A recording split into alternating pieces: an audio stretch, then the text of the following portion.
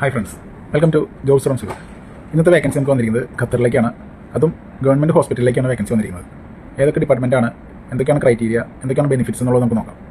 ഇതിന് എഡ്യൂക്കേഷൻ വേണ്ടത് MBBS plus MS or MD ആണ് വേണ്ടത്. ഇതിന് വേക്കൻസി വന്നിരിക്കുന്നത് ഒഫ്താൽമോളജി സ്പെഷ്യലിസ്റ്റ്, അതുപോലെ തന്നെ വാസ്കുലർ സർജറി സ്പെഷ്യലിസ്റ്റ്. ഈ രണ്ട് വേക്കൻസിയിലേക്കാണ് നമുക്ക് വന്നിരിക്കുന്നത്. ഓക്കെ, പിന്നെ ഇതിന് എക്സ്പീരിയൻസ് വേണ്ടത് 4 years ഓഫ് എക്സ്പീരിയൻസ് ആണ് ചോദിക്കുന്നത്. സ്ട്രോങ് ക്ലിനിക്കൽ എക്സ്പീരിയൻസും ആവശ്യമാണ്. അപ്പം ഈ ഒരു വേക്കൻസിക്ക് അപ്ലൈ ചെയ്യാൻ ആഗ്രഹിക്കുന്നുണ്ടെങ്കിൽ പെട്ടെന്ന് തന്നെ അപ്ലൈ ചെയ്യാം. ഇതിൻ്റെ ഡീറ്റെയിൽസും ഡോക്യുമെൻറ്റ്സ് എല്ലാം നമ്മൾ ടെലഗ്രാം ചാനലിൽ പോസ്റ്റ് ചെയ്തിട്ടുണ്ട്.